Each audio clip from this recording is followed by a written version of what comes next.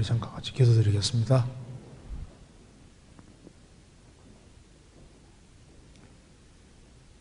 자비로우신 우리 아버지 하나님, 오늘도 저희들에게 하루의 삶을 허락해 주신 것을 감사합니다. 또 변함없는 사랑으로 저희들을 지켜주시고 도와주시는 것도 감사를 드립니다. 오늘 이 시간 주님 이름 앞에 또 주님 앞에 한자리에 같이 모였습니다. 주 성령께서 우리 마음 가운데 두루 역사해 주시고 주의 크신 능력을 알게 해 주시고 또 주님의 거룩한 손 안에 살아갈 수 있도록 함께 해 주옵소서.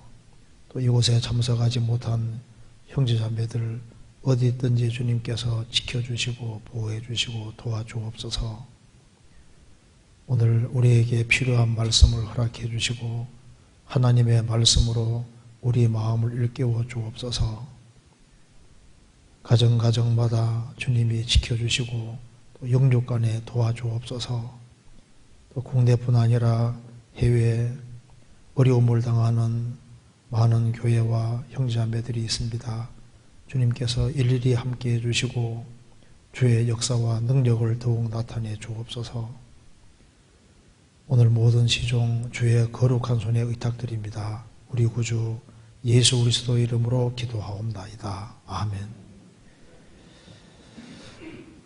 성경 누가복음 22장입니다.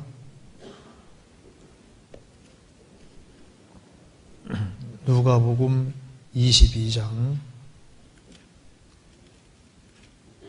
54절입니다.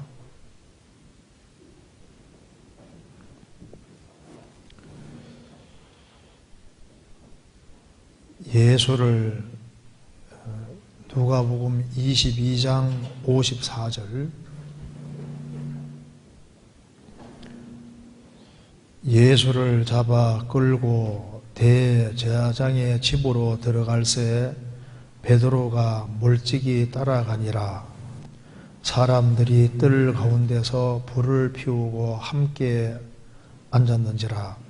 베드로도 그 가운데 앉았더니 한 비자가 베드로의 불빛을 향하여 앉은 것을 보고 주목하여 그러되 이 사람도 그와 함께 있었느니라 하니 베드로가 부인하여 그러되 이 여자여 내가 저를 알지 못하노라 하더라.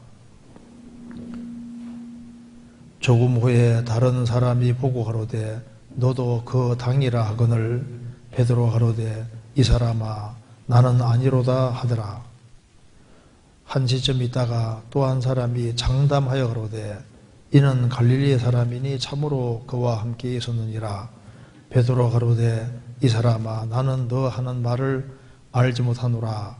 방금 말을 할 때 닭이 곧 울더라. 주께서 돌이켜 베드로를 보시니 베드로가 주의 말씀 곧 닭 울기 전에 내가 3번 나를 부인하라 하심이 생각나서 밖에 나가서 심히 통곡하니라. 61절을 같이 읽겠습니다. 주께서 돌이켜 베드로를 보시니 베드로가 주의 말씀 곧 오늘 닭 울기 전에 내가 3번 나를 부인하리라 하심이 생각나서 됐습니다. 오늘 누가복음 22장 말씀을 중심으로 해서 조금 말씀을 드려보도록 하겠습니다. 아마 신약 시대에 참 성도의 아주 대표적인 사람 하면은 아마 베드로 사도일 겁니다. 예수님 공생의 당시에 3년 반 동안 예수님을 가장 가까이 따랐고 예수님이 12사도를 부르셨을 때 12사도 중에도 항상 제일 이름이 앞에 나오는 사람이 베드로입니다. 그런데 여기에 이 내용은 이제 베드로가 예수님을 3번 부인하는 내용입니다. 예수님을 이제 3번이나 부인을 했는데 예수님이 이제 신문 받으러 들어가셨는데 베드로가 3번 부인하셨는데 뒤를 돌아봤다고 되어 있지 않습니까? 61절에 주께서 돌이켜 베드로를 보시니, 주님이 베드로가 예수님을 3번 부인했을 때 안 볼 수도 있잖아요. 근데 예수님이 보지 않을 때는 예수님 말씀이 생각이 안 났던 겁니다. 근데 예수님이 딱 돌이켜서 베드로를 보시니, 그러니까 특정한 사람을 보신 겁니다.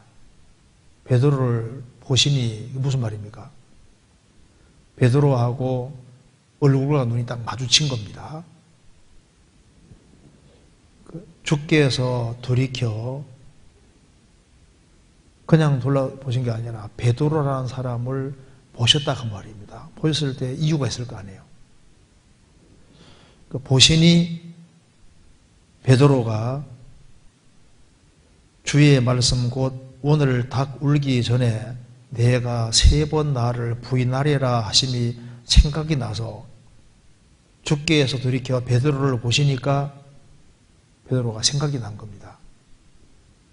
예수님이 오늘 닭 울기 전 내가 3번 나를 부인하리라 하심이 생각이 나서, 그래서 밖에 나가서 신비 통곡하니라.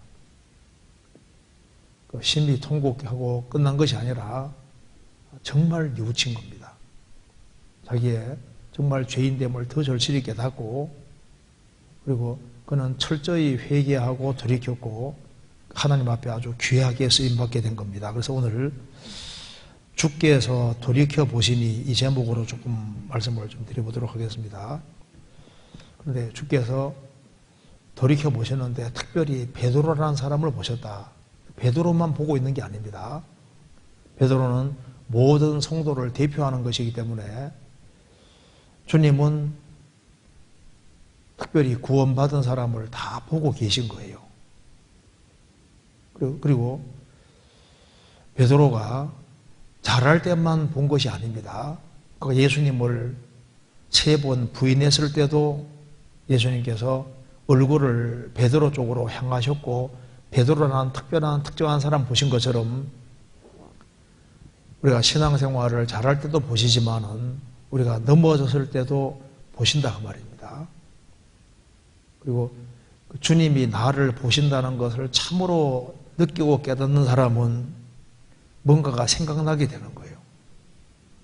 그리고 정말 후회하게 되고 정말 돌이키게 되고, 그리고 돌이키면은 또 더 귀하게 쓰임받을 수도 있는 겁니다. 그래서 오늘 이 본문 중심으로 좀 생각을 해보겠습니다.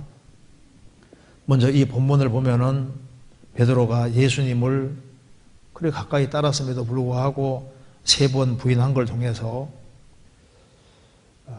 주님을 가까이 따르는 성도도 범죄할 가능성이 있다는 것을 알 수 있습니다. 사람은 연약합니다. 언제든지 죄를 지을 가능성을 가지고 있다는 걸 알 수 있습니다. 또 한 가지 알 수 있는 사실은 여기서 예수님의 신성을 볼 수 있습니다. 예수님 말씀하시기를 닭 2번 울기 전에 너가 3번 나를 부인하리라. 근데 그대로 됐잖아요. 예수님 말씀하시면 다 됩니다. 그대로 됩니다. 예수님은 모든 것을 다 알고 계시는 분입니다. 그리고 주님이 말씀하셨는데 그게 안 이루어지면 큰일 나는데 그대로 벌어지잖아요. 짧은 예언이지만 그대로 이루어졌습니다. 주님 말씀은 그대로 이루어진다는 걸 이렇게 볼 수도 있고, 그리고 죄를 지었을 때 주께서 돌이켜 베드로를 보셨다.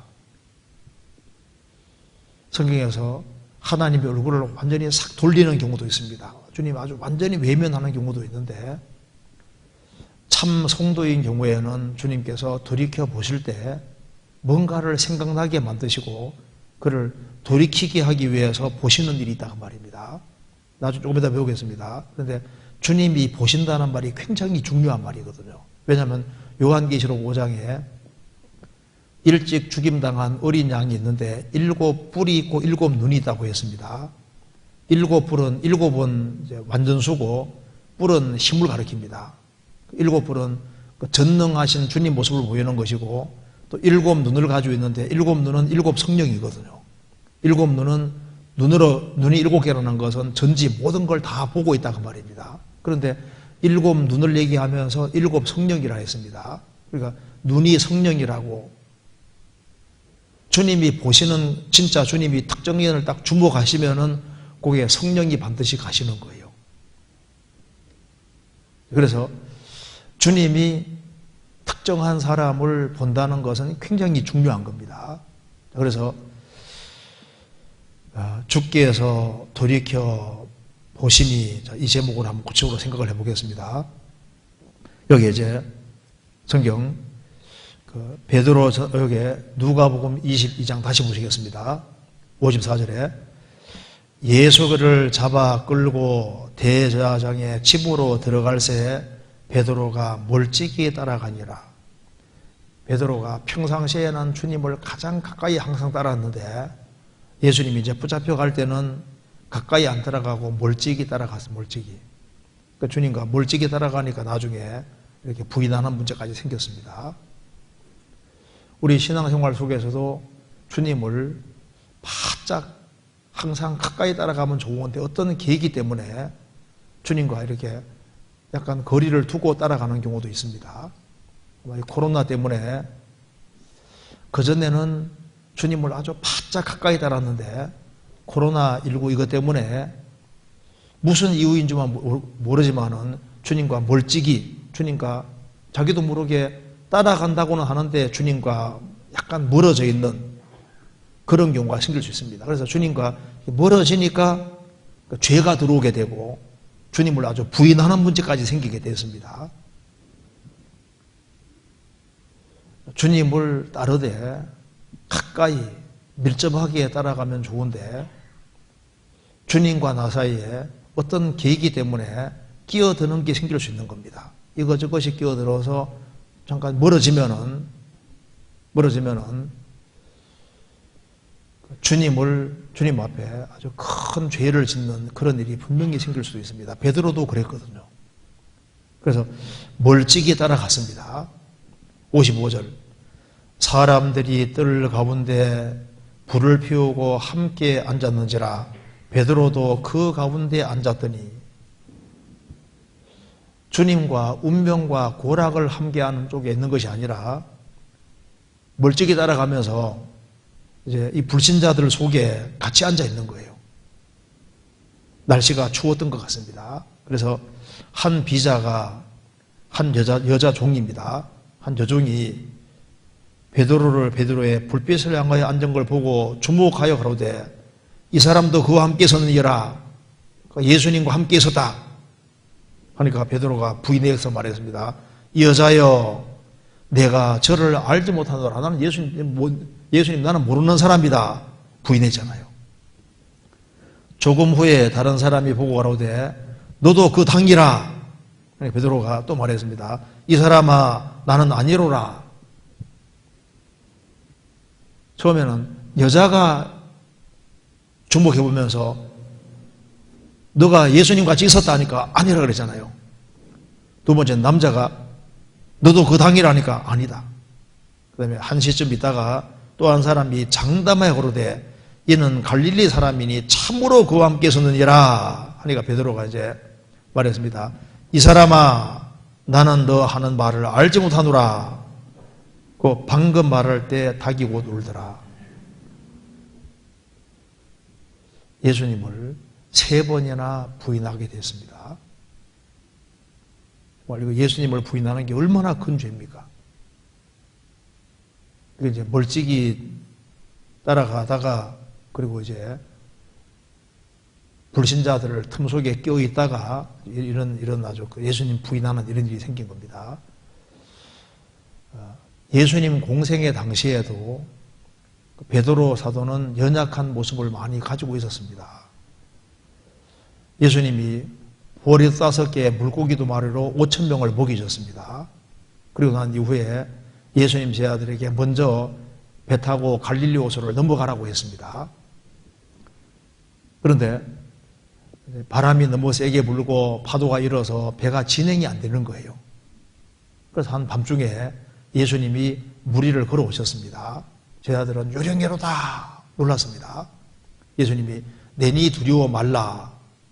베드로가 보니까 예수님이거든요. 그래서 주시거든 나를 바다 위로 나도 걸어가게 해주십시오. 예수님이 바다를 위를 걷고 있으니까 나도 한번 그렇게 해주십시오. 얼마나 용감한 사람입니까? 그래서 바다에 뛰어들어서 예수님 계신 쪽으로 걸어갔습니다. 바다 위를 실제로 걸은 사람이 베드로입니다. 그런데 뭘 보고 빠져갔습니까? 바람을 보고 빠져갔다고 했습니다. 예수님을 딱 바라볼 때는 물 위를 걸었거든요. 그런데 예수님 바라보는 것이 아니라 불어오는 바람을 보고서 물에 빠져가는지라 바람 보고 빠져간 거예요. 이 코로나 사태가 있기 전에는 주님을 바라보고 항상 걸었는데 코로나 바람 때문에 물에 빠지는 것처럼 세상에 빠질 수도 있습니다. 그렇잖아요. 바람을 보고 빠져가는지라. 세상에 여러 바람은 원래부터 붑니다. 아기는 그렇지 않으며 오직 바람에 나는 바람에 날려다니는 겨와 같도다. 바람은 원래부터 부는 거예요. 생을 살아가면서 바람은 안 불 수가 없는 겁니다. 세상에서는 너희가 혼란을 당하나 혼란의 바람도 붑니다. 생을 살아가는 가운데 여러 학설의 바람이 막 지나가잖아요. 공산주의 학설, 무신론 학설이 지나가고 진화론 학설이 지나가고 많은 사상의 바람이 쫙 지나갑니다.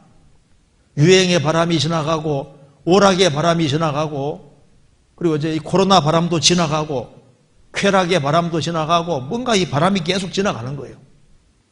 우리 주변에 희한한 친구들도 앞에 지나갈 수도 있고 우리를 넘어뜨리기 위해서 여러 종류의 바람이 지나갈 수 있습니다. 그런데 믿음의 주요 또 온전케 하시는 예수를 바라보자 그 말씀대로 이 우주가 주님의 손안에 있고 지구도 주님의 손안에 있고 내 시대가 주의 손안에 있습니다.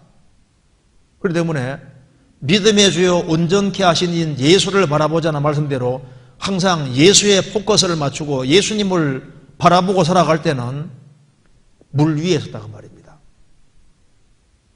세상에 살지만은 세상을 밟고 살았는데 주님을 보지 아니하고 주변 바람을 볼 때 빠져들어갔던 거예요.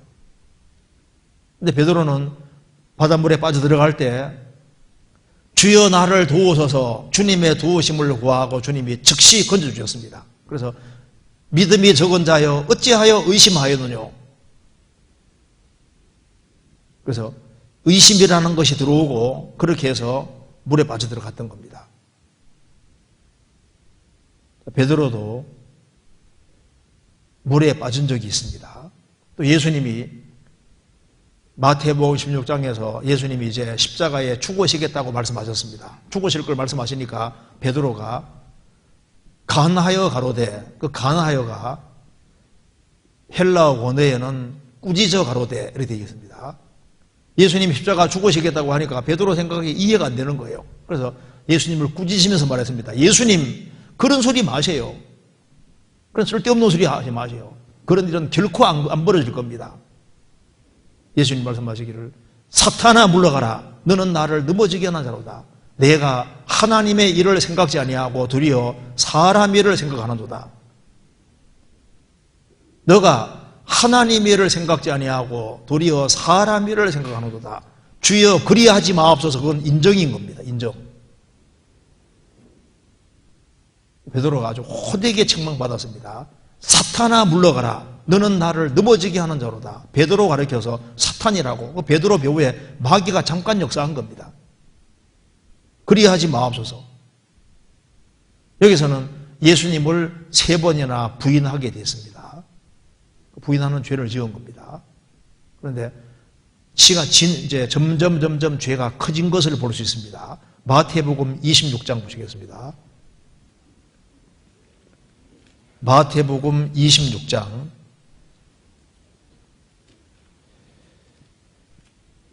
69절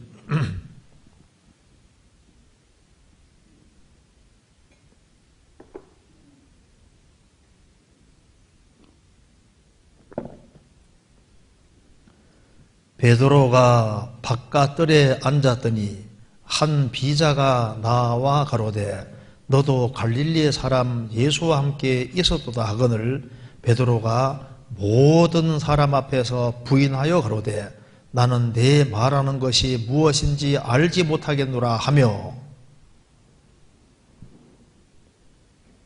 앞문까지 나아가니 다른 비자가 저를 보고 거기 있는 사람에게 말하되 이 사람은 나세렛 예수와 함께 있었도다. 여기 여기 보면은 이 비자도 여자고 이 모든 사람 앞에서 부인하여 나는 알지 못하노라. 또 다른 비자가 이분도 여자 같습니다. 보고 거기 있는 사람에게 말하되 이 사람은 나세렛 예수와 함께 있었도다. 하니까 베드로가 맹세하고 또 부인하고 가로되 내가 그 사람을 알지 못하노라. 조금 후에 곁에 섰던 사람들이 나와 베드로에게 이르되 너도 진실로 그 당이라 내 말소리가 너를 포명한다 하거늘 저가 저주하며 맹세하여 오르되 내가 그 사람을 알지 못하노라 하니 닭이 곧 울더라. 여기 보면은 죄가 점점 커진 것을 볼 수 있습니다. 제일 처음에는 70절에 모든 사람 앞에서 부인하게 말하기를 나는 내가 말하는 것이 무엇인지 알지 못하노라 이렇게 말했습니다. 모든 앞에서 부인했습니다. 72절에 두 번째는 베드로가 맹세하고 또 부인하여 가로되 내가 그 사람을 알지 못하노라. 처음에는 모든 앞에서 사람 앞에 부인하고 두 번째는 맹세하며 부인했습니다. 세 번째는 74절에 저가 저주하며 맹세하여 가로되 내가 그 사람을 알지 못하노라. 이게 뭘 말하고 있습니까? 처음에는 예수님을 부인하고 두 번째는 맹세하고 부인하고 세 번째는 저주하며 맹세하며 부인했다.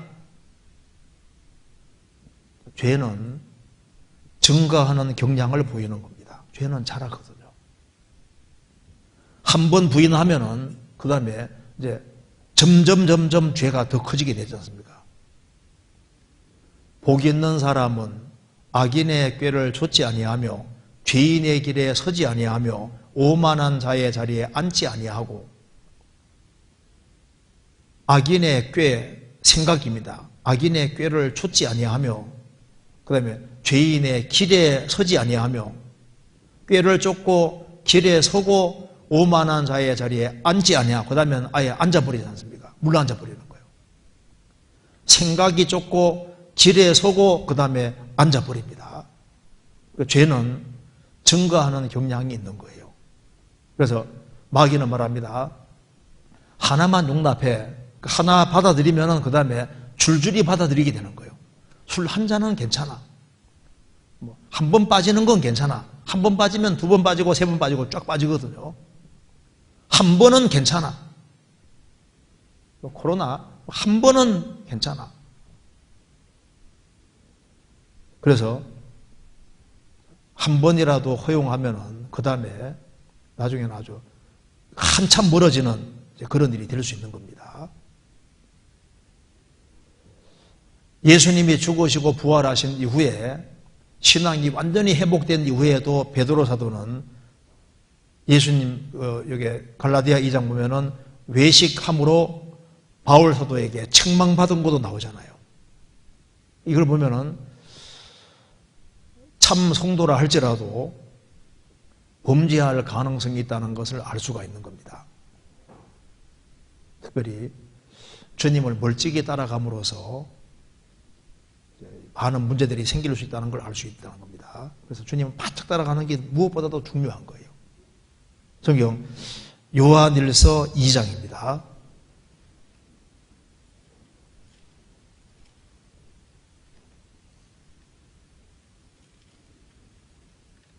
2장 1절.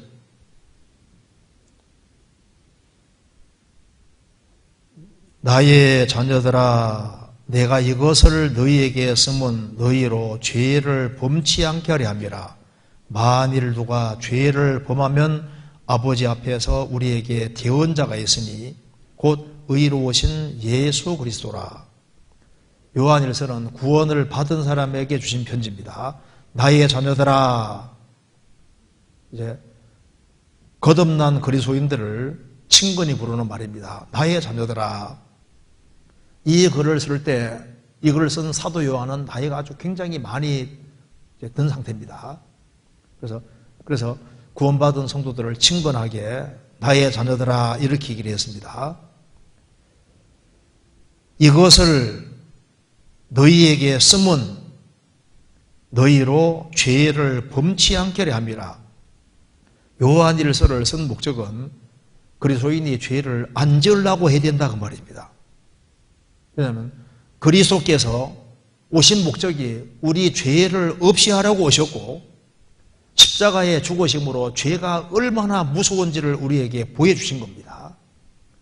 예수님이 십자가에서 우리의 죄를 처리해 주시고 대신에 죽으신 것은 우리로 하여금 바르게 살게 하기 위해서 구원하셨고, 예수님이 십자가 달리신 것은 십자가 달릴 때 우리도 같이 십자가 달렸기 때문에 예수 죽음 내 죽음이 됐습니다. 예수 부활 내 부활이 됐기 때문에 이제 새로운 생애를 살게 하기 위해서 우리를 위해 죽어주신 겁니다. 그리고 사람이 거듭날 때 생명도 주시고 경건에 속한 모든 것, 신앙생활을 잘할 수 있는 모든 걸 주님이 다 준비해 놓으셨기 때문에 그리스도인들이 죄에서 구별되어 살아야 되는 겁니다. 그리고 신앙생활 잘하도록 하기 위해서 교회도 주시고 교회에서 공급도 있고 또 주님의 간섭도 있고 그리고 주님이 계속 배후에서 일하고 있는 겁니다. 그래서 이걸 왜 썼느냐? 너희로 죄를 범치 않게 하려 함이라. 그런데 만일 누가 죄를 범하면, 죄를 범하지 말아야 되는데 죄를 범하면 죄에 범할 가능성이 있다는 겁니다. 그런데 이게 죄를 범하면 이것이 조건으로 되어 있죠. 이게 상습 행위를 말하는 게 아니다 그 말입니다. 누가 죄를 범하면 그 헬라 원어에도 하마르테가 쓰이고 있는데 단일 행위를 가리키는 겁니다. 혹시 죄를 지으면. 그런데 요한일서 3장 9절에 하나님께로 난 자마다 범죄치 않는다, 죄를 짓지 않는다. 그것은 그 헬라 원어의 하마르타네이 상습행위를 상습행위. 거듭난 사람은 상습범이 될 수 없다 그 말입니다. 상습적으로 죄 짓는 거 그거는 거듭난 사람은 안 된다는 걸 분명히 말하고 있습니다.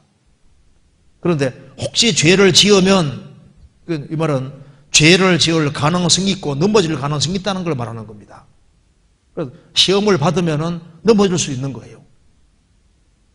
그래서 죄를 범하면 죄 지을 가능성이 있다는 걸 분명히 말하고 있습니다. 그래서 신구약 쭉 읽어보면은 하나님의 사람들이 죄 지은 일들이 여러 번 있는 것이 나와 있잖아요. 믿음 조상 아브라함은 기근 피해서 에집트 내려갔다가 아내를 누이라고 속였습니다. 야곱도 자기 아버지를 속이고 형을 속인 것이 나와 있지 않습니까? 다윗은 우리아를 죽이고 우리 아내도 범했습니다. 신약시대도 마찬가지입니다. 신약시대의 많은 구절이 그리스도인들이 죄를 지을 수 있다는 걸 말하고 있습니다. 바울사도도 내가 내 몸을 쳐서 복종하게 하면 내가 남에게 전파한 후에 자기가 도리어 버림을 받을까 두려워하며라. 실격자가 될까 두려워한다고 말이에요. 주님께 쓰임 받는 데서 실격자가 될까 봐 몸을 쳐서 복종시킨다고 말입니다. 섰는 줄을 생각하는 자는 넘어질까 조심하라. 넘어질 가능성이 있다는 겁니다. 구원을 되어도 죄를 짓지 말며, 그 말은 죄를 지을 가능성이 있으니까 하는 말입니다. 해가 지도록 분을 범치 말아서 마귀로 틈을 타지 못하게 하라. 성경 여러 곳에서 그리스도인들이 죄를 지을 가능성이 있다는 거 말하고 있습니다. 그런데 그럼 죄를 지으면 어떻게 되느냐? 만일 누가 죄를 범하면 아버지 앞에서 우리에게 대언자가 있으니 곧 의로우신 예수 그리스도시라. 예수님이 우리의 변호사로 계시다 그 말입니다. 그걸 생각하고 죄에서 얼른 일어나고 구별될 것을 말하는 겁니다. 그리고 만일 그리스도인들이 죄를 지으면은 히브리서 12장에 말한 대로 징계가 없으면 사생자요 참 아들이 아니니라. 하나님 아들 된 사람은 틀림없이 징계라는 것이 있다는 걸 말해주고 있습니다. 그래서 징계가 없으면 사생자요 참 아들이 아니다. 하나님 자녀라고 말하는 사람이 자기 편한 대로 곁길로 살아가는데 아무 일이 안 벌어진다. 그 사람은 하나님 자녀가 아니라는 확실한 증거라고 말을 하고 있습니다. 그래서 징계가 없으면 사생자요 참아들이 아니니라. 그리고 상습적으로 죄를 지으면은 그 사람 속에 하나님의 생명이 있는 것이 거짓이라고 얘기를 하고 있는 겁니다. 그래서 죄를 지을 수는 있지만은 즉시 돌이키는 힘이 그리스도인들에게 있는 거예요. 그래서 베드로는 죄를 지었지만 정말 돌이키고 그리고 주님 앞에 귀하게 쓰임을 받았습니다. 그리고 다시 보시겠습니다. 마가복음 14장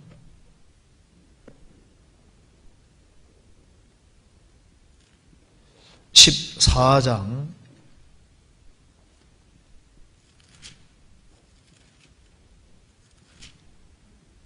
30절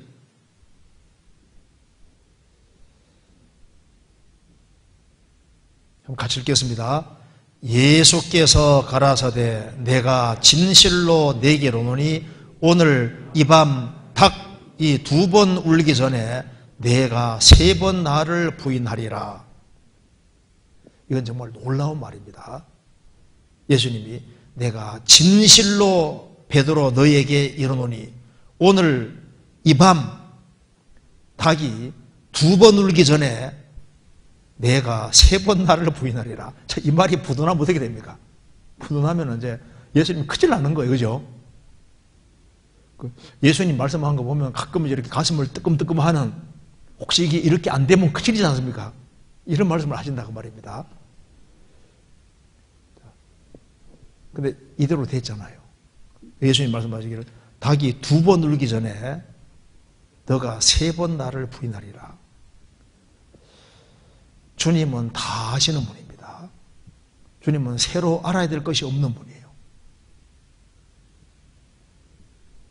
요한복음 1장에 보면은 나다나엘이 예수님께 왔습니다. 예수님 뭐라 하셨습니까? 너가 여기 오기 전에 무화과나무 아래에 있을 때 내가 너를 보았느니라.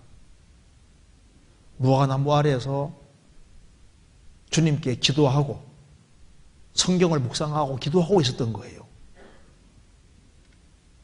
그때 너가 기도했던 분이 바로 나다 그 말입니다. 당장 예수님이 메시아인 줄 알아봤습니다. 너가 여기 오기 전에 무화과나무 아래에서 있을 때 내가 이미 보았노라. 예수님이 누가복음 19장에서 이렇게 여리고를 지나가실 때 뽕나무 위에 올라와 있는 삭개오를 이미 아셨잖아요. 보고 보자마자 삭개오야 내려오라. 이름으로도 알고 있는 거 봐요. 내가 오늘 너희의 집에 유하야겠다. 요한복음 4장에서 예수님이 이제 사마리아 지역을 통과해서 지나가려고 했습니다. 왜? 사마리아를 왜 통과하려 했냐면 예수님은 저게 사마리아 여인이 수가성에서 기다리고 있는 걸 아시는 거예요. 진리를 찾고 있는 줄 아시기 때문에 주님은 글로 가신 겁니다. 주님은 모든 사람을 알고 계십니다.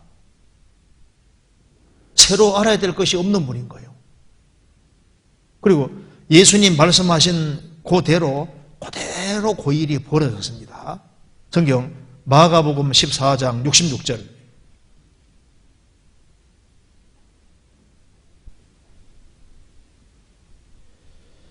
베드로는 아래 뜰에 있더니 대제사장의 비자 하나가 와서 베드로의 불잼을 보고 주목하여 가로되 너도 나사렛 예수와 함께 있어도다 하거늘 베드로가 부인하여 가로되 나는 내 말하는 것이 무엇인지 알지 못하고 깨닫지도 못하겠노라 하며 압돌로 갈세 1번 밑에 뭐라고 했습니까? 어떤 사본에 68절 끝에 마침 닭이 울더라가 있음. 예수님을 한 번 부인했을 때 닭이 꼭 끼어하고 울었거든요. 그 다음에 69절에 비자가 그를 보고 곁에 서 있는 자들에게 다시 이르되 이 사람은 그 당이라 하되 또 부인하더라. 조금 후에 곁에 서 있는 사람들이 다시 베드로에게 말하되 너는 갈릴리 사람이니 참으로 그 당이라. 베드로가 저주하며 맹세하되 나는 너희의 말하는 이 사람을 알지 못하노니 닭이 곧 두 번째 울더라. 이에 베드로가 예수께서 자기에게 하신 말씀 곧 닭이 두 번째 울기 전에 내가 세 번 나를 부인하라 하심이 기억되어 생각하고 울었더라. 닭 두 번 울기 전에 내가 세 번 나를 부인하리라. 이거 진짜 놀라운 말씀입니다. 그리고 이것이 그대로 됐다는 게 정말 놀랍잖아요.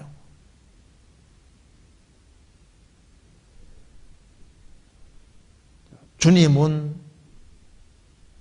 미리 모든 것을 아십니다. 다 아셔요.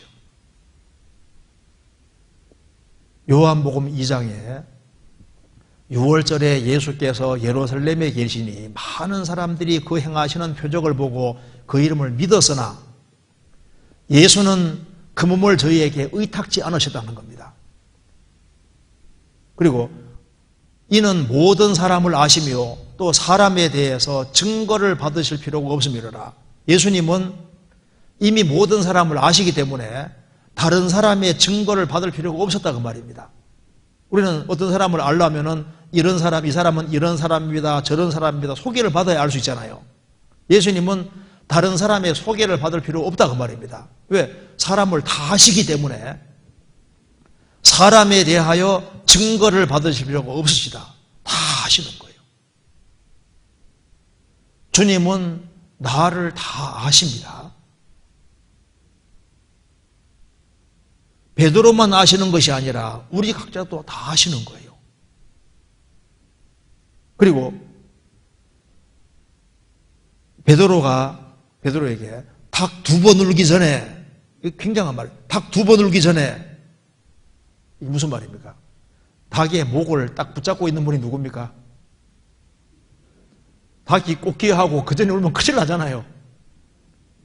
닭이 꽃기어 한 번 울었는데 그 다음에 두 번 부인하기 전에 울면 큰일 나잖아요. 그러니까 주님은 모든 것에 전지하신 분인 동시에 모든 것을 컨트롤하시는 분입니다. 그래서 능력의 이 우주를 창조하셨고 능력의 말씀으로 만물을 붙잡고 계신 분이 주님이신 거예요. 이 우주가 주님 손에 붙잡혀 있는 것이고, 그리고 예레미야 18장 말한 대로 나라도 주님 손 안에 있는 거예요. 우리 개인의 시대도 주님 손 안에 있습니다. 코로나 바이러스도 주님의 손 안에 있는 겁니다. 그래서 잠언 30장에 보면은 바람을 장중에 모은 자가 누구냐? 이 바람을 딱 붙잡고 있는 분이 주님이시라고 했고, 그리고 물을 옷에 싼 자가 누구냐? 그러니까 비를 주장하시는 분이 주님이시다. 그러니까 비를 컨트롤하시고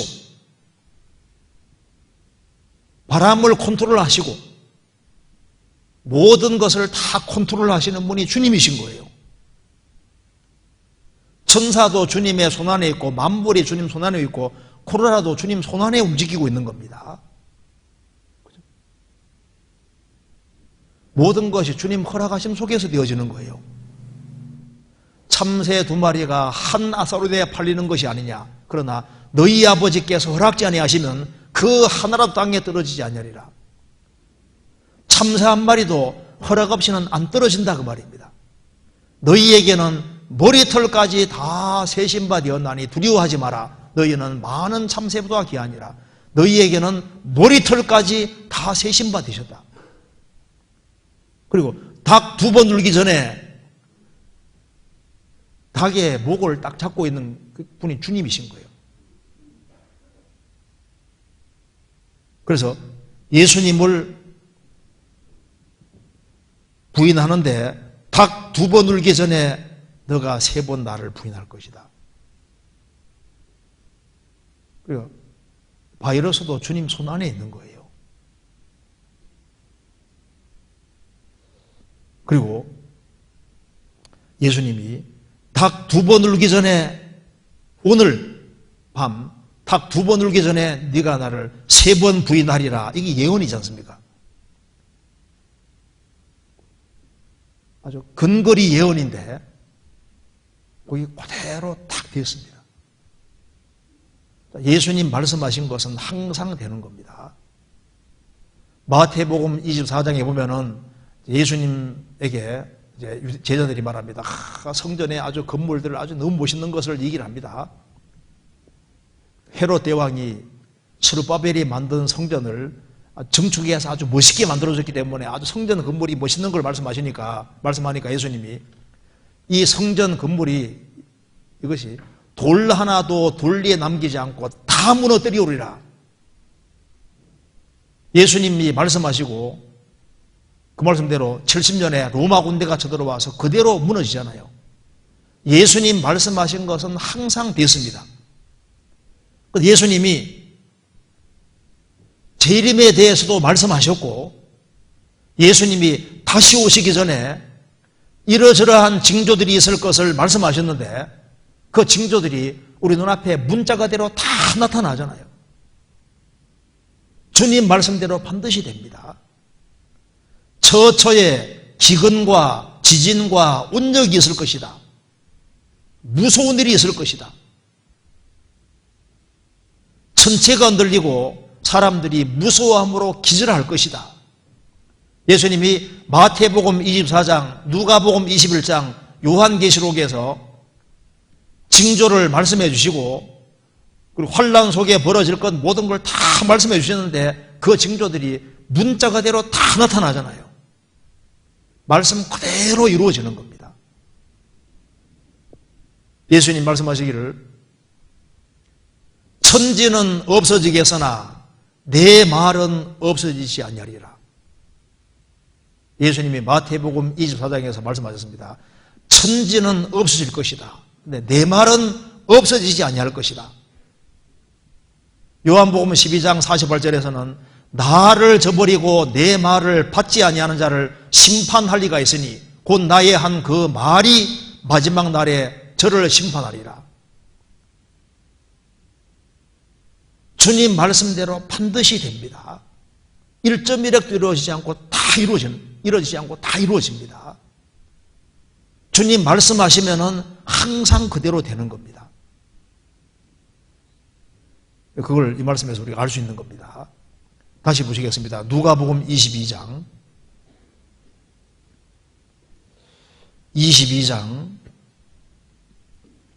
61절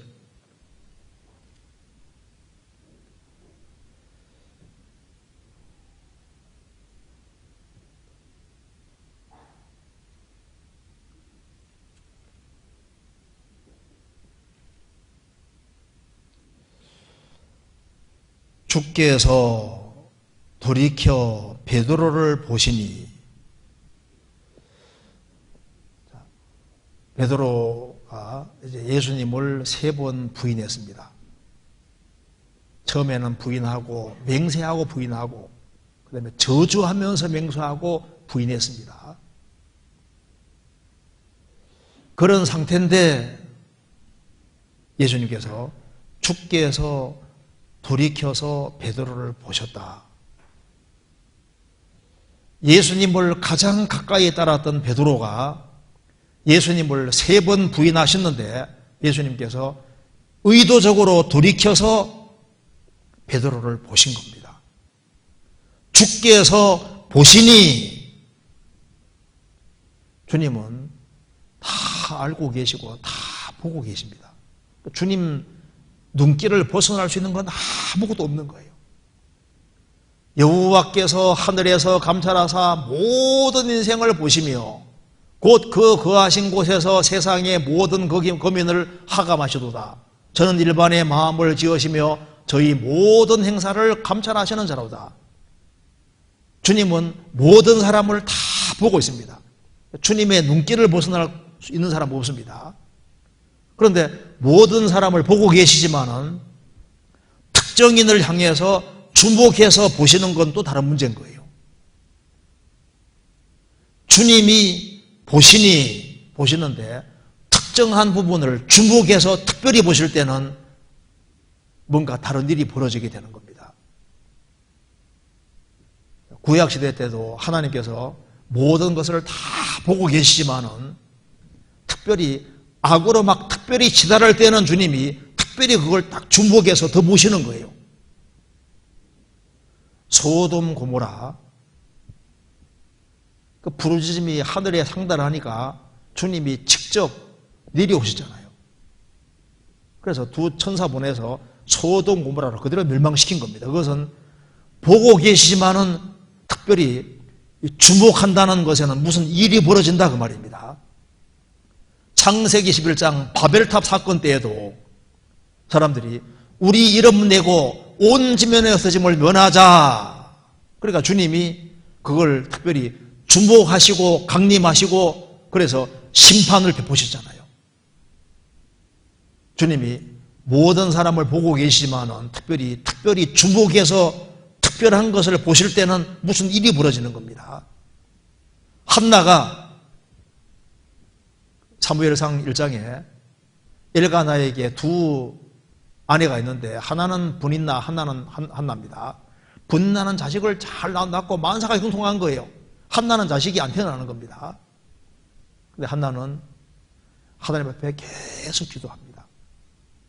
분인나는 대적이 되어서 한나 마음을 계속 격동시키는 거예요. 한나는 끊임없이 하나님께 기도했습니다. 나중에 주님께서 한나를 보시되 주목해서 딱 보신 거예요. 주목해서. 그래서 하나님이 특별히 그녀를 주목하셨을 때는 거기에 주님이 무슨 일을 해주시는 거예요. 사무엘이라는 아들이 태어나게 해주시고 그리고 그녀를 아주 크게 축복해 주신 것이 나와 있습니다. 내 종 욥을 유의하여 보았느냐? 욥을 사탄도 유의해 보지만은 주님은 특별히 주님을 바르게 섬기는 욥을 보신 거예요. 그리고 그에게 주님이 아주 특별한 축복을 내려주신 겁니다. 그래서 주께서 보시는데 특별히 주목해 보실 때는 무슨 일이 벌어집니다. 주님께서는 모든 사람을 보시고 계십니다. 그런데 진리를 구하고 찾는 마음이 있는 사람은 주님께서 딱 보시고 주님이 주목해 보실 때는 구원의 길로 주시기 위해서 주님이 배후에서 무슨 일하시는 것이 있는 거예요. 그런데 주님이 보신다는 건 이게 참 중요한데 주님께서 아예 그냥 가능성이 아예 없을 때 주님이 얼굴을 싹 돌리는 것은 제일 무서운 겁니다. 세상에 제일 무서운 것이 뭘까요? 주님이 특정인을 완전히 외면하실 때 그게 제일 무서운 거예요. 그래서 노아 홍수 당시에 이제 방주문이 딱 닫히고 홍수가 올 때 많은 사람이 물속에 들어가지 않습니까? 그때는 아무리 부러지셔도 그때는 주님이 얼굴을 딱 외면하신 겁니다. 그렇게 구원의 기회 주셔도 그 구원의 기회를 끝까지 거절하고 이제 방주문이 딱 닫힐 때는 그때는 주님이 얼굴을 싹 돌려버리는 거예요. 아직까지는 주님이 은혜를 베풀어 주고 있습니다. 근데 주님께서 보셨을 때 이건 도무지 가능성이 없다. 그럴 때 주님이 얼굴을 딱 외면하시면은 환난 속에 들어가면은 얼굴을 딱 외면하시는 거예요. 그때는 아무리 큰 고통이 있다 할지라도 그때는 주님과 아무 상관이 없게 되는 겁니다. 왜 지옥이 무섭냐 하면은 주님이 얼굴을 완전히 돌리는 곳이기 때문에 지옥이 무서운 거예요. 자기를 지으신 하나님 앞에 버림받는다는 것이 얼마나 두렵고 무서운 사실이 되겠습니까? 성경 데살로니가 후서 1장입니다.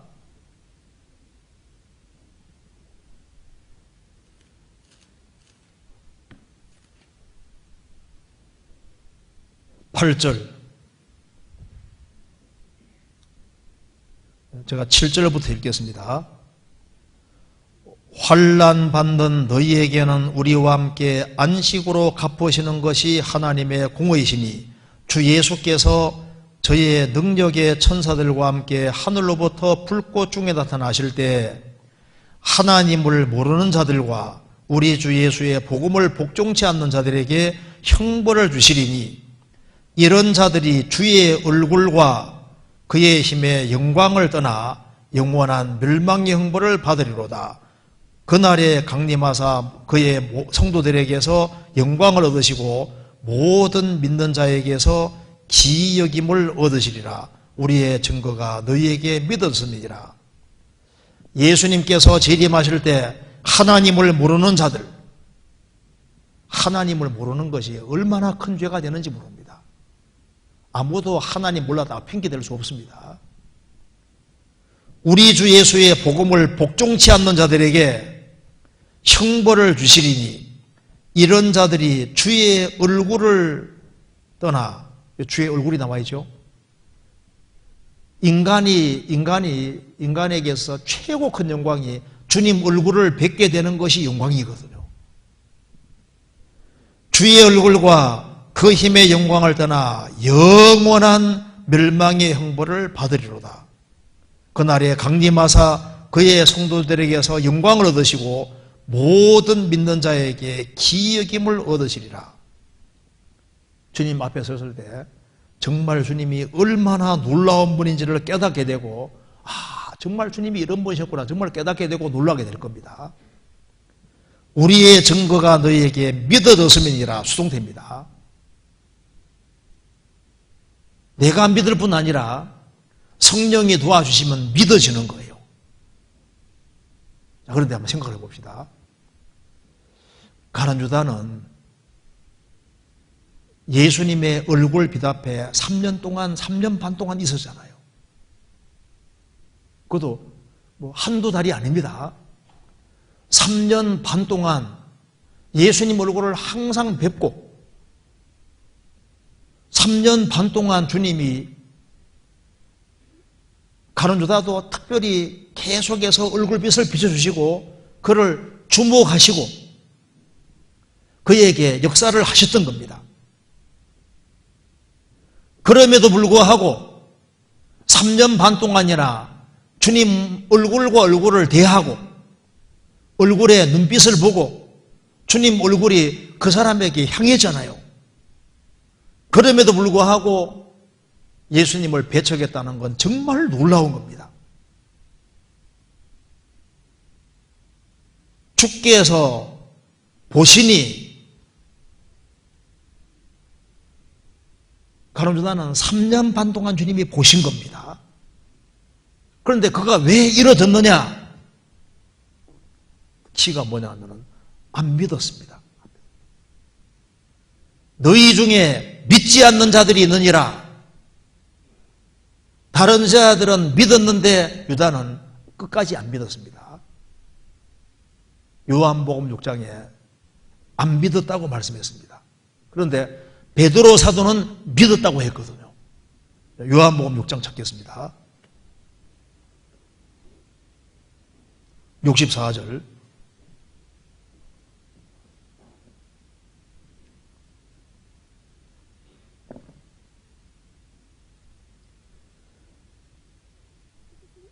그러나 너희 중에 믿지 아니하는 자들이 있느니라 하시니 이는 예수께서 믿지 않는 자들이 누구며 자기를 팔 자가 누구인지 처음부터 아시미로라.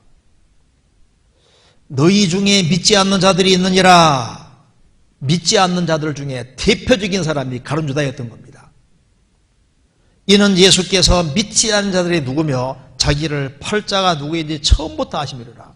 유다는 3년 반 동안 따라다니면서도 끝까지 안 믿는 거예요. 감추고 있는 겁니다. 그런데 그 뒤에 66절, 이러므로 제자 중에 많이 물러가고 다시 그와 함께 다니지 아니하더라. 예수께서 12제자에게 이르시되 너희도 가리느냐? 시몬 베드로가 대답하되 주여 영생의 말씀이 계심에 우리가 네게로 가오리까? 우리가 주는 하나님의 거룩하신 자신 줄 믿고 알았삼나이다. 예수께서 대답하시되 내가 너희 12를 택하지 않았느냐? 그러나 너희 중에 한 사람은 마귀니라. 너희 중에 믿지 않는 자들이 있느니라. 베드로가 말했습니다. 우리가 주는 하나님의 거룩하신 자신 줄을 믿고 알았삼나이다. 베드로는 믿었지만은 유다는 안 믿었습니다. 유다는 안 믿었기 때문에 참 믿음을 안 가지고 있으니까 자나깨나 안 믿는 사람은 항상 육신의 사람입니다. 육신을 쫓는 자는 육신의 일을 생각한다는 말씀대로 그는 참된 믿음을 안 가지고 안 믿으니까 생각이 어떤 생각일까요? 육신적인 생각이 가득한 거예요. 그러니 육신적인 생각이 가득하니까 마귀가 주는 생각을 싹 받아들이게 되는 겁니다. 왜 이런 잘못된 생각을 받아들이냐 하면은 그는 육신의 사람이고 육신을 쫓고 있고 육신적인 생각이 가득하니까 마귀의 생각을 쏙 받아들이게 되는 거예요. 요한복음 13장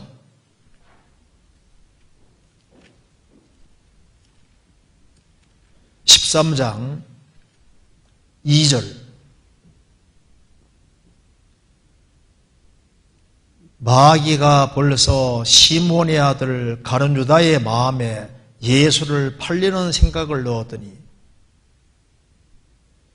유다는 안 믿었기 때문에 믿지 않는 사람은 언제까지나 육신의 사람으로 있습니다.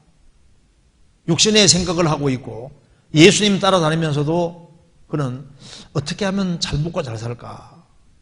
자나깨나 그 생각이 있는 거예요. 어떻게 하면 세상적으로 성공할까? 그 생각을 하고 있었던 겁니다. 그리고 왜 이 생각을 받아들였냐 하면은 그 이유가 나옵니다. 그 앞에 요한복음 12장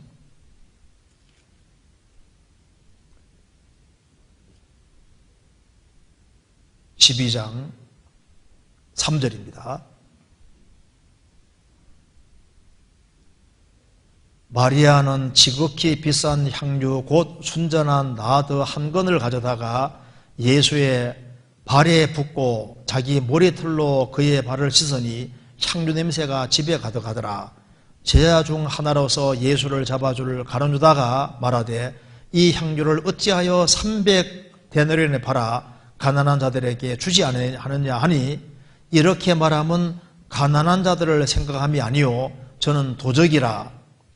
돈꾀를 맞고 거기 넣는 것을 훔쳐가밀어라. 마리아가 향유 담은 옥합을 깨트렸을 때 가장 아까워한 사람이 가룟 유다입니다. 어찌하여 이것을 300데나리온에 팔아 가난한 자들에게 주지 않느냐 이렇게 말할 때 가난한 자들을 생각함이 아니었다고 했습니다. 저는 도적이라 돈꾀를 맞고 거기에 넣는 것을 훔쳐가밀어라. 그런데 이것이 찾아보면 헬라 원어에도 이게 상습범을 말하는 겁니다. 돈꾀를 맞고 거기에 넣는 것을 훔쳐가밀어라. 영어로 유스투스가 되겠습니다. 유스투. 그러니까 이게 습관적으로 불규칙적이면은 우드를 쓸 텐데 유스투는 상습적으로 계속적으로 빙땅을 습관적으로 계속했던 거예요. 보정축제를 습관적으로 계속했습니다. 그래서 예수님이 여기 성경에 기록하기를 저는 도역질을 했다 이렇게 안 했지 않습니까? 도역질을 한두 번 했으면 했다고 할 텐데 저는 도적질을 했다가 아니라 저는 도적이라. 저는 도둑놈이다. 상습적인 도둑놈이다 이렇게 말하고 있는 겁니다. 그러니까 예수님을 따라다니면서 돈꾀를 맞고 상습적으로 계속 부중치를 하는데 이게 감찰만 나는 거예요. 이렇게 해서는 많이 못 모은다 그 말입니다. 어떻게 돈을 왕창 모으는 길이 없을까? 그러니까 요한복음 13장에서 마귀가 딱 보니까 돈 계속 훔쳐가고 있거든요. 자나깨나 육신의 생각이 가득하니까 예수 팔면 돈 벌 수 있잖아. 큰 돈 벌 수 있잖아. 유다가 왜 내가 그 생각 못했지? 그리고 이제 그 생각을 받아들이고 예수님을 팔아먹을 순간을 계속 찾고 있는 거예요. 그러다 결국은 팔아먹는 거 봐요. 예수님이 최후의 만찬석에서 제자들을 불러 모시고 말씀하셨습니다. 너희 중 하나가 나를 팔리라. 다른 제자들이 다 근심이 됐습니다. 주여 내니까, 주여 내니까, 주여 내니까. 유다는 예수님을 향해서 말했습니까? 랍비여 내니까. 끝까지 예수님을 주라고 하지 않는 것 봐요. 가룟 유다가 예수님을 주라고 말한 적이 없거든요. 랍비여 내니까. 찾아보시겠습니다. 마태복음 26장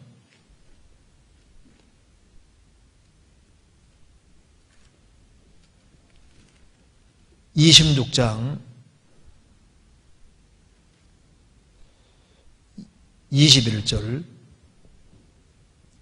저희가 먹을 때에 이르시되 내가 진실로 너희에게 이르노니 너희 중에 한 사람이 나를 팔리라 하시니 저희가 심히 근심하여 각각 여짜오되 주여 내니까.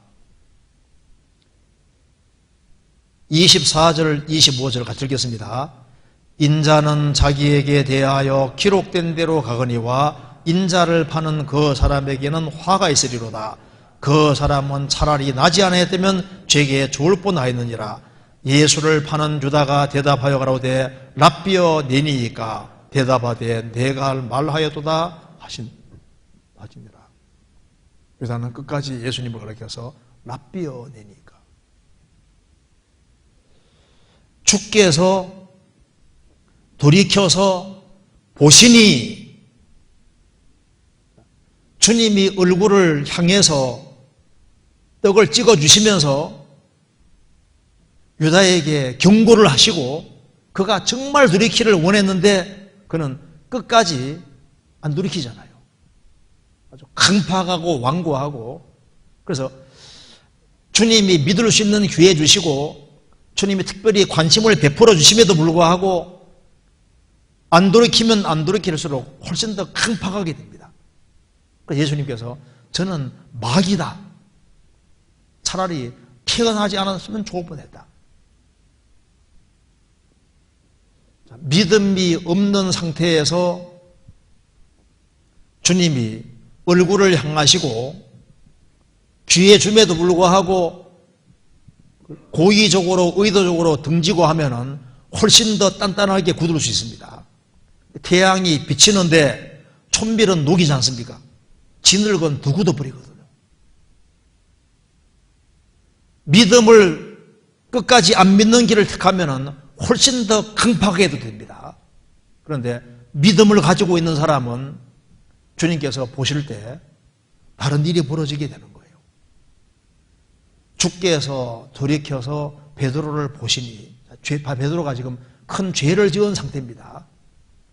죄를 지었음에도 불구하고 주님이 일부러 돌이켜서 베드로를 딱 보신 거예요.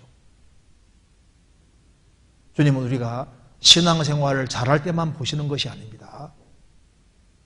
연약할 때도 보시고 범죄했을 때도 보시는 거예요. 보시는 것은 불쌍히 여기시는 겁니다. 그들의 상태를 깨닫게 해주기 위해서 보시는 거예요. 성경 열왕기 상에 보면은 엘리야가 이제 바알 선지자 아세라 선지자하고 싸워서 하늘에서 막 불이 내려오게 됐습니다. 그럼에도 불구하고 이스라엘 백성들이 전혀 돌이키는 기미가 안 보이는 거예요. 그게 실망이 됐습니다. 그래서 하늘에서 불이 내려오면은 바알 선지자 딱 죽이면은 이스라엘 민족이 돌이킬 거라고 큰 기대를 했는데 기대가 큼에도 불구하고 결과가 안 생기니까 대실망에 대해 힘 빠져버렸습니다. 그래서 이세벨이 죽이려 하니까 도망가서 어디로 가 있었습니까? 저 호렙산 동굴에 가 있지 않습니까? 힘이 쭉 빠져 있습니다. 그때 호렙산 동굴에 있는 그 엘리야를 주님이 찾아오신 겁니다. 찾아오셔서 엘리야야, 내가 어찌하여 여기 있느냐? 어찌하여 여기 있느냐? 주님이 힘 빠져 있는 엘리야에게 찾아오셔서 그 마음을 위로해 주고 있는 겁니다. 어찌하여 여기 있느냐? 이 말은 책망도 되지만 위로도 되는 겁니다. 너가 지금 하나님의 일에 실패한 것처럼 보이지만 실패한 것이 아니라고 하는 겁니다. 그래서 그에게 위로해 주시고 용기 주시고 다시 하나님의 일을 할 수 있도록 만들어 주시는 겁니다. 베드로도 비록 죄를 지었지만 주님이 돌이켜보신 이유가 뭘까요? 여전히 주님이 그에게 대해서 관심을 가지고 있다는 것을 보여주시는 겁니다. 그를 여전히 사랑하고 있다는 걸 보여주시는 거예요. 그를 완전히 외면한 것이 아니라 그가 예수님을 3번 부인하고 난 이후에 돌이켜서 베드로라는 특정한 사람을 보셨다. 그것이 관심입니다. 주님을 돌이켜 보실 때 베드로 마음에 뭔가 작용이 된 거지 않습니까? 그러니까 여기 예수님이 베드로를 보셨다는 말이 그냥 보기만 한 것이 아니라 볼 때는 뭔가를 깨닫게 해주고 그 마음속에 뭔가 역사해 주기 위해서 보셨던 겁니다.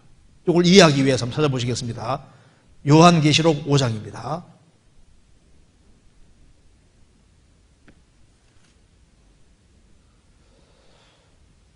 5장 6절.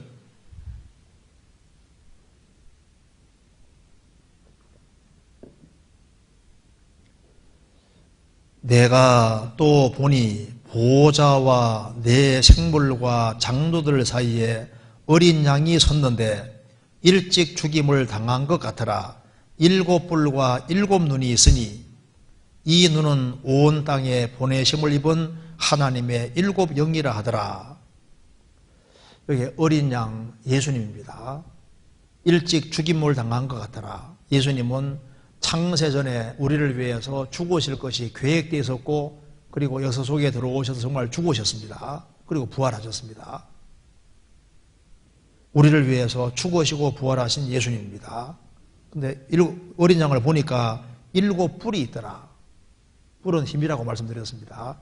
그 전능하신 주님을 말하는 것이고 7눈이 있다는 것은 다 보는 거니까 전지 모든 것을 다 보고 아는 전지전능하신 분이 바로 예수님이라는 걸 설명해 주고 있는 겁니다. 그러면서 또 한 가지 이 눈은 온 땅에 보내심을 입은 하나님의 7영이더라. 눈이 성령이더라고 얘기했습니다. 그게 무슨 말입니까? 주님이 주목해 보시는 데는 하나님의 보내심을 입은 7영이라 하더라. 그러니까 주님의 눈길이 가 있는 곳에는 눈이 가 있는 곳에는 뭐가 가 있습니까? 하나님의 성령이 일하시고 있는 겁니다. 그러니까 예수님이 주목해 보시는 곳에는 성령도 그곳으로 향하게 되어 있는 겁니다. 그래서 성령님은 불신자 배후에서도 일하시잖아요. 우리가 구원받기 전에도 성령께서 배후에 일하셨습니다. 주님이 보신다는 것이 뭡니까? 주님이 보시는 것과 성령이 배후에서 일하시는 것 연결되어 있는 겁니다. 그래서 가룟 유다를 3년 반 동안 예수님이 봤다는 것이 뭡니까? 가룟 유다 배후에 성령께서 역사하셨는데 유다는 끝까지 안 믿는 길을 택한 겁니다. 구원받지 아니한 사람 배후에도 성령님이 주님이 보고 계시다는 것은 성령이 배후에서 일하시고 있다는 증거인 거예요. 성령님은 죄와 의와 심판에 대해 세상을 책망한다고 했지 않습니까? 구원 안 받은 세상을 향해서도 성령께서 책망하십니다. 그래서 확실하게 회개하고 믿을 때 성령이 그 사람 영 속에 들어오시는 거예요. 여기 7눈은 온 땅에 보내심을 입은 하나님의 일곱 영이라 하더라. 성령이라 그 말입니다. 그래서 믿음 있는 참성도에게 주님의 눈길이 딱 중복이 되면은 어떤 결과가 생기는 겁니다. 다시 누가복음 22장 찾겠습니다.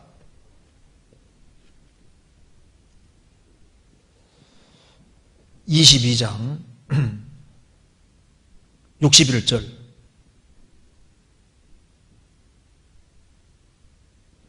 주께서 돌이켜 베드로를 보시니 베드로가 주의 말씀 곧 오늘 닭 울기 전에 내가 3번 나를 부인하리라 하심이 생각나서 밖에 나가서 심히 통곡하니라. 주께서 돌이켜 베드로를 보시니까 생각이 났습니다. 주님이 보시니까 주님이 생각이 나게 만드시지 않습니까? 주의 말씀이 생각났습니다. 닭 울기 전에 내가 3번 나를 부인하리라 하심이 생각이 났고, 주님이 보시니까 생각이 나서 자기 지은 죄, 주님 말씀도 생각나고 자기 죄도 생각이 나서 밖에 나가서 심히 통곡하고 정말 돌이켰던 겁니다. 우리가 구원받을 때도 성령이 우리 배후에 역사하셔서 우리가 죄가 무엇인지를 깨닫고 돌이켜서 구원을 받게 됐습니다. 구원받은 이후에도 주님은 구원받은 사람을 특별히 보시는 겁니다. 그래서 베드로를 보신 것처럼 구원받은 사람을 보시고 주님하고 눈길이 딱 부딪히니까 생각이 나고 중심에서 정말 뉘우치게 되고 통곡하게 되고 정말 회개하게 된 겁니다. 주님이 보실 때 베드로가 아하, 내가 잘못했구나 를 깨닫게 되지 않습니까? 지금도 마찬가지입니다. 지금도 우리가 곁길로 가게 되면은 주님께서 우리를 보실 때 배후에 성령 역사하게 만들어 주십니다. 그래서 아, 내가 잘못 살고 있구나. 그리고 주님의 십자가를 다시 생각하게 만들어주고 범죄로 달려가는 걸 막아주고 죄를 지었을 때는 정말 뉘우치고 돌이키게 만들어주시고 그리고 회복시켜 주시는 겁니다. 베드로를 예수님 보시니까 생각나서 밖에 나가서 심히 통곡하니라. 이건 후회가 아니라 정말 회개하는 눈물입니다. 그는 정말 회개했고 뉘우쳤고 그리고 형제를 굳게 하라는 말씀대로 형제를 굳게 한 겁니다. 정말 돌이킨 거예요. 구원을 받은 사람이 첫사랑을 버렸을 때도 주님이 그 사람 쪽으로 얼굴을 향하시고 주님이 정말 보시고 역사하시면은 정말 첫사랑을 회복하게 됩니다.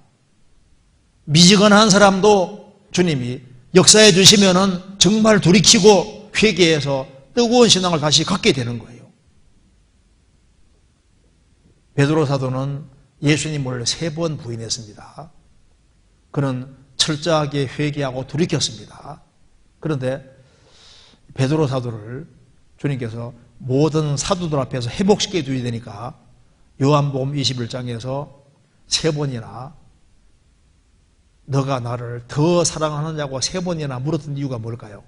예수님을 3번 부인했기 때문에 다시 주님께서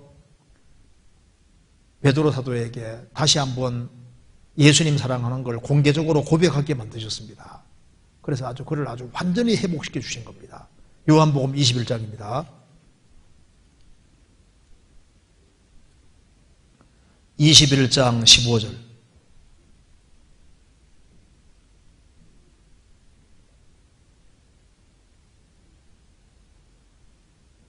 저희가 조반 먹은 후에 예수께서 시몬 베드로에게 이르시되 요한의 아들 시몬아 내가 이 사람들보다 나를 더 사랑하느냐 하시니 가로되 주여 그러하오이다. 내가 주를 사랑하는 줄을 주께서 아시나이다. 가라사대 내 어린 양을 먹이라 하시고, 또 두 번째 가라사대 요한의 아들 시몬아 내가 나를 사랑하느냐 하시니 가로되 주여 그러하외다. 내가 주를 사랑하는 줄을 주께서 아시나이다. 가라사대 내 양을 치라 하시고, 세 번째 가라사대 요한의 아들 시몬아 내가 나를 사랑하느냐 하시니 주께서 세 번째 내가 나를 사랑하느냐 하심으로 베드로가 근심하여 가로되 주여 모든 것을 아시오매 내가 주를 사랑하는 줄을 주께서 아시나이다. 예수께서 가라사대 내 양을 먹이라. 내가 이 사람들보다 나를 더 사랑하느냐? 주여 그라하외다. 내가 주를 사랑하는 줄을 주께서 아시나이다. 자신이 예수님을 3번 부했는데 그 죄를 예수님 십자가에 처리한 걸 깨우친 겁니다. 주님이 먼저 사랑하신 걸 확실히 깨우친 거예요. 그래서 내가 모든 것보다 주님을 더 사랑하는 걸 주께서 아십니다. 주께서 돌이켜서 외면하지 않고 돌이켜서 일부러 베드로를 보셨습니다. 이건 베드로만 보는 게 아니에요. 주님께서 우리도 정확히 보고 계십니다. 우리가 구원받았다는 건 뭘 말하냐면은 주님이 모든 인생을 보고 계시지만은 내가 구원받았다는 건 뭐냐면은 주님이 내 쪽으로 얼굴을 분명히 향하셨다는 증거고, 나를 구원하기 위해서 배후에서 성령이 역사하게 하셨고, 그렇게 해서 예수 그리스도의 복음을 깨우치게 해주신 겁니다.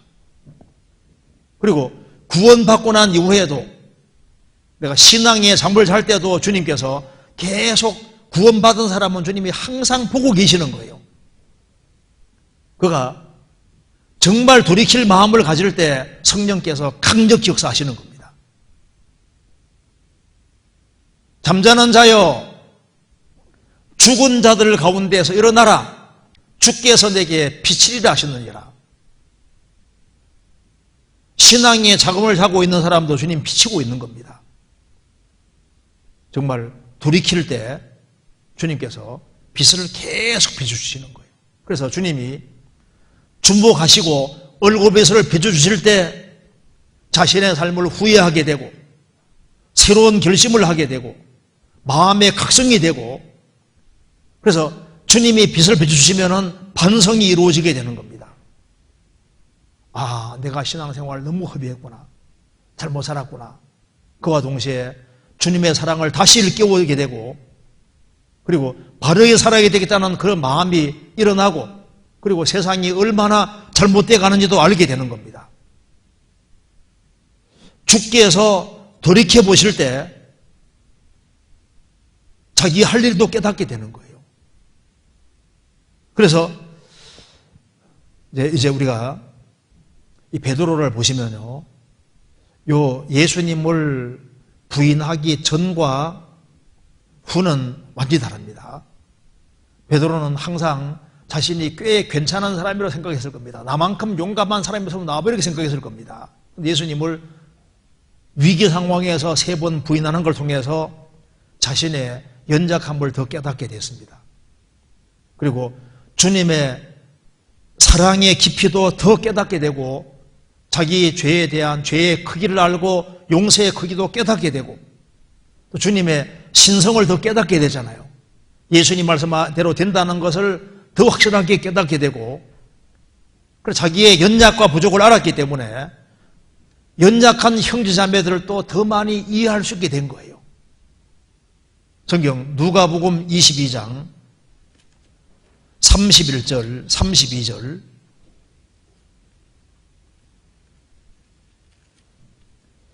(22장) 31절 32절 같이 읽겠습니다.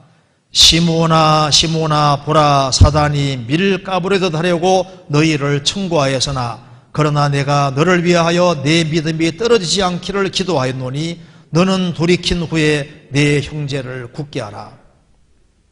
사단이 밀 까부려듯 하려고 너희를 청구하였으나 그러나 내가 너를 위하여 내 믿음이 떨어지지 않기를 기도하였노니.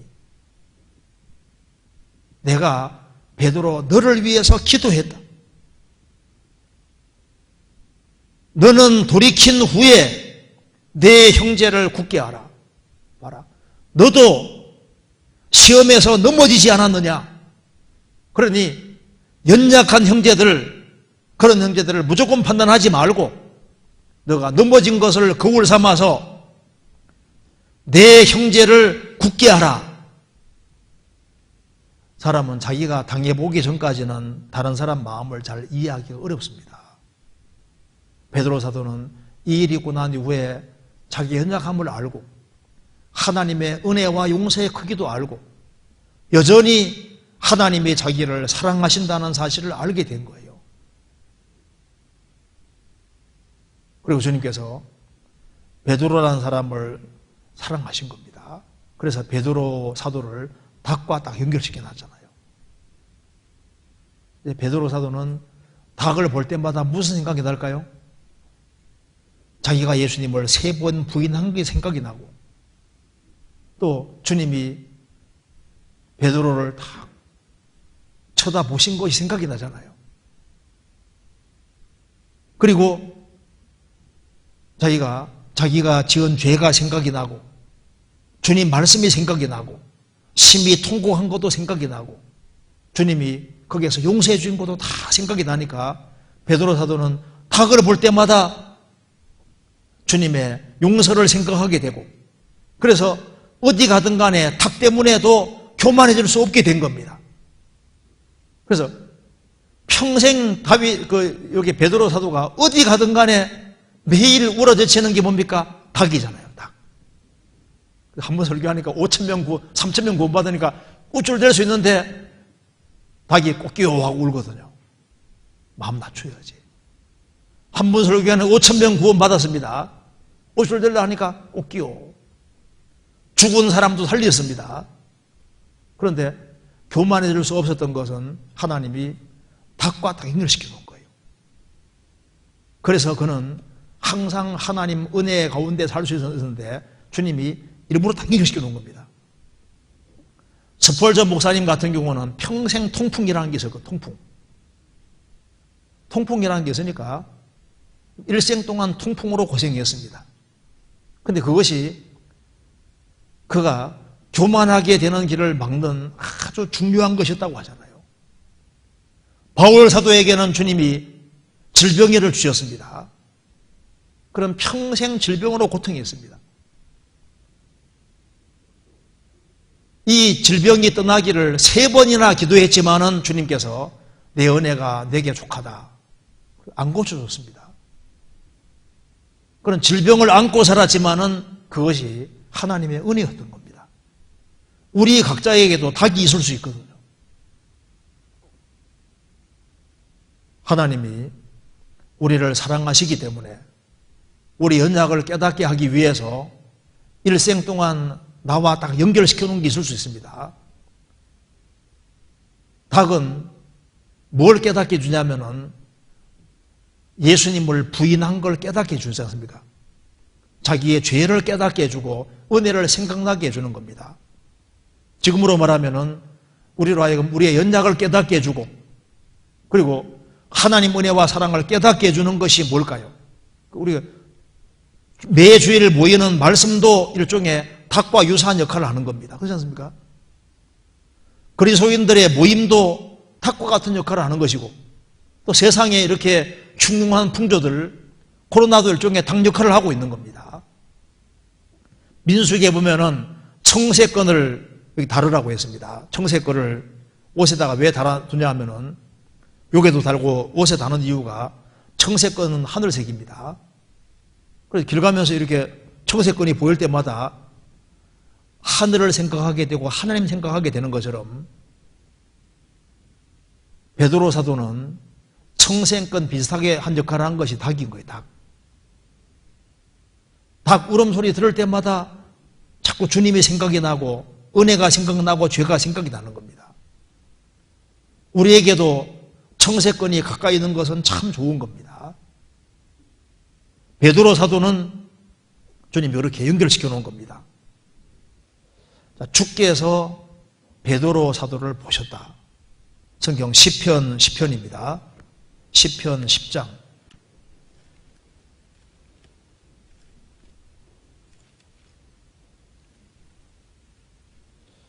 14절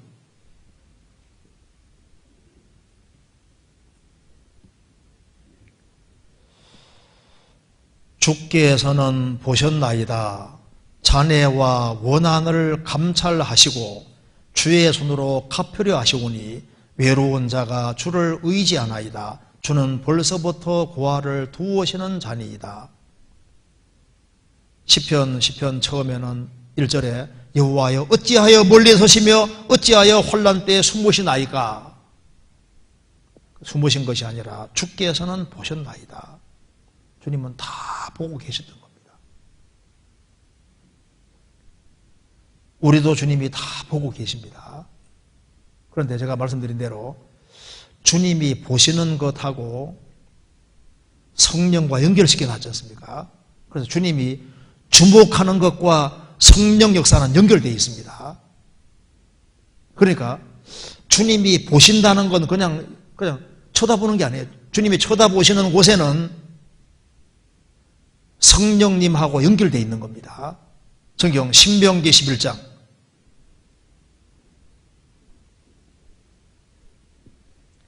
신명기 11장 12절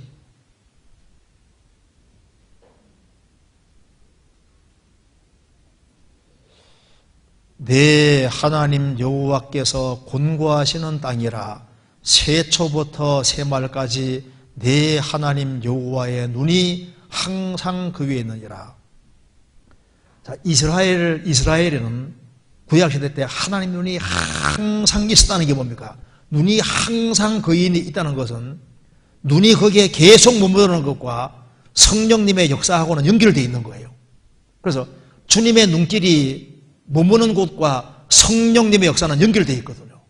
그래서 주님이 사라밧 과부를 딱 보시니까 엘리야하고 연결시키지 않습니까? 룻을 보시니까 룻하고 보아스하고 연결시키니까 보시는 것, 주목해 보는 것과 성령 역사는 연결되어 있는 겁니다. 그래서 구약시대 때는 하나님께서 이스라엘 땅을 항상 주목했다는 것은 성령님의 역사는 이스라엘 중심인 거예요. 신약시대에 주님의 눈길이 항상 와 있는 곳이 교회입니다. 그래서 성령님의 역사를 어디서 경험하냐 하면은 주님 몸 된 교회에서 경험하도록 주님께서 만들어 놓으신 거예요. 그래서 주님 눈길이 가는 곳에 성령님의 역사가 있기 때문에 그리스도인들이 같이 모일 때 성령님이 같이 역사하시기 때문에 주님이 역사하시면은 주님께서 영혼 속에 베드로 쳐다보니까 베드로가 생각이 난 것처럼 주님 역사하시는 곳에 있으면은 지금도 생각이 나게 만들어 주십니다. 여러 가지 내가 해야 할 때 생각이 나고 전도해야 될 사람 생각이 나게 만들어 주시고 반성도 생기게 만들어 주시고 열심히 살아야 되겠다는 그런 마음도 주님께서 일깨워 주시는 거예요. 보시니 말씀이 주님 말씀이 생각이 났다고 했습니다. 우리가 성경을 볼 때 우리가 성경 보는 걸까요? 성경이 우리를 보는 걸까요? 성경 보면은 우리가 성경을 읽는 겁니까? 성경이 우리를 읽는 겁니까? 읽다 보면은 성경이 나를 보고 있다는 거 느끼게 되지 않습니까? 성경을 보면은 주님이 나를 보는 것과 똑같은 겁니다.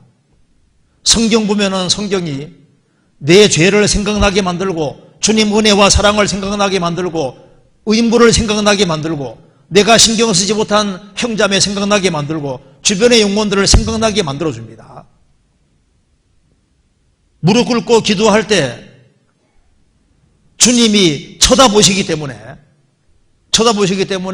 자기 연약을 깨닫게 되고 무릎 꿇을 때 더욱 겸손해진다는 걸 깨닫게 되고 또 주님이 내게 은혜와 사랑 베풀어 주는 것도 깨닫게 되고 다시 용기 같은 것도 생기고 다시 일어나야 되겠다는 그런 마음도 생기고 무릎 꿇을 때 내가 옛날에 소원했던 생각들 내가 잘 살겠다고 다짐했다는 것들 그런 것들이 생각이 나고 어려울 때 주님이 어떻게 도와주셨는지도 생각이 떠오르고, 그리고 잘 살아야 되겠다는 그런 마음도 떠오르게 되는 겁니다. 우리가 교제 가운데 있을 때도, 교제 가운데서도 주님이 우리를 보고 계시고, 주님이 보고 계신다는 게 뭡니까? 주님이 성령님을 통해 역사해 주시는 거예요. 주님은 우리를 항상 주목하십니다. 이제 우리도 주님을 잘 봐야 되는 거예요. 우리 여기 한 군데마다 보겠습니다. 아가서 6장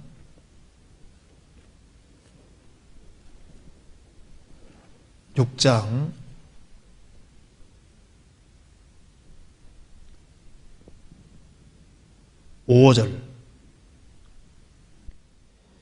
내 눈이 나를 놀래니 돌이켜 나를 보지 마라. 내 머리털은 길라산 기슭에 누운 염소떼 같고 내 눈이 나를 놀래니, 그러니까 나를 보지 말아라. 이게 무슨 말입니까? 눈길이 굉장히 강렬한 겁니다. 주님을 열렬히 사모하는 그 눈길, 주님 역사를 이루기 위해서 그 소원하는 그 눈길, 그 확실한 믿음을 가지고 보는 그 눈길, 그리고 땅에 살지만은 영원한 축복을 사모하는 그 눈길, 그리고 믿음 따라 살아가는 그 눈길을 보실 때 주님이 놀라시는 거예요. 예수님 공생의 당시에도 예수님이 놀란 것은 뭔지 아시죠? 백부장이 믿음 보고 놀랐다고 했습니다. 확실한 믿음을 가지고, 그리고 주님께 의지하고 주님을 정말 딱 바라보고 살아가는 그 눈을 보고 주님 놀라실 겁니다. 그래서 주께서 돌이켜 보시니 이게 행복입니다. 주님은 특별히 성도들을 주목해 보십니다. 코로나19 이 시대에도 우리 각자를 다 보고 계시는 거예요. 그렇기 때문에 우리도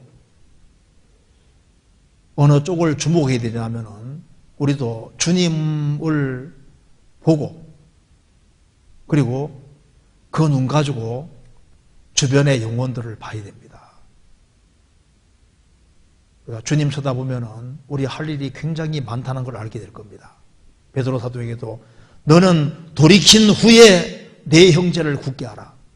이번 코로나19 이런 것 때문에 마음이 틀어졌다면은 다시 마음을 가다듬고 바짝 주님을 쫓아갈 수 있도록, 그리고 주님은 구원받은 사람을 끝까지 보십니다. 끝까지 보신다는 것은 내게 성령님이 내 속에 계속 역사하신다는 확실한 증거인 거예요. 구원받은 사람은 배후에 주님이 일하고 있다는 걸 확실히 아실 겁니다. 같이 기도하시겠습니다.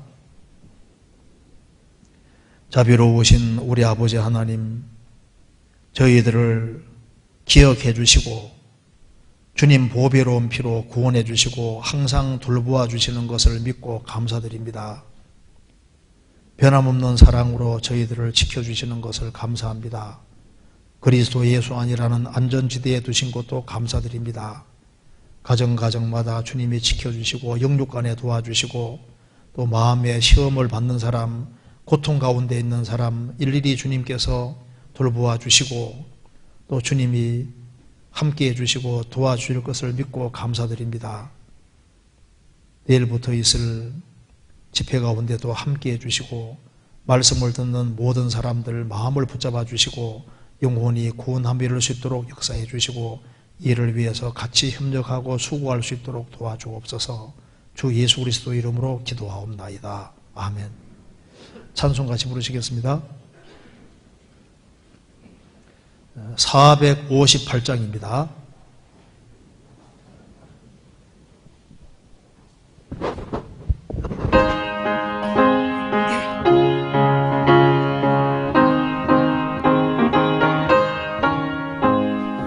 주의 친절한 팔에 안기세 우리 마음이 평안하리니 항상 기쁘고 복이 되겠네. 영원하신 팔에 안기세 주의 팔에 그 크신 팔에 안기세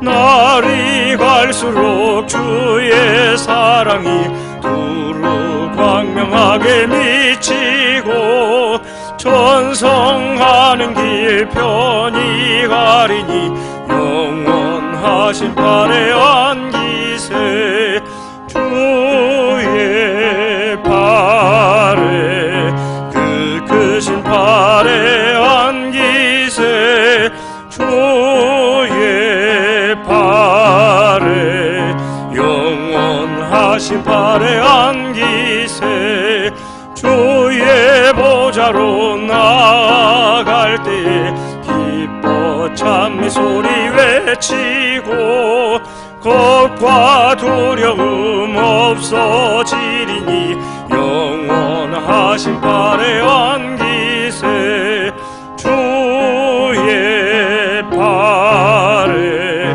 그 크신 발에 안기세 주의 발에 영원하신 발에 안기세